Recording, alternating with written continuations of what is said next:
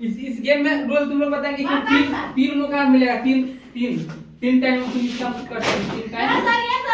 ठीक है, तीन टाइम अगर फेल तो फेल, गई तो गई।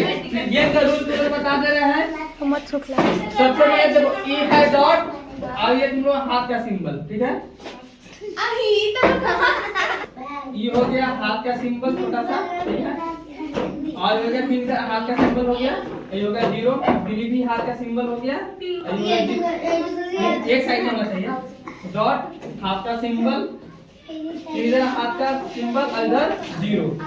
गेम समझ जाएगा, यही गेम तुम लोग कैसे खेलना है। इस गेम में क्या करना है, और स्पीड में करना, स्लोली नहीं करना। पहले ऐसे करना है, फिर उसके बाद यहाँ के ऐसा खोलना, फिर ऐसे करना, ऐसे करना। तीन चार तुम लोग करेगा, अगर कोई जीत जाएगा देखते कौन जीतता है। ठीक है, तो स्टार्ट गेम करते हैं। चलो पहले तुम आओ स्टार्ट। वैसे नहीं, रॉन्ग डायरेक्ट करना चाहिए। नहीं यही चलो ऐसे देखो, ऐसे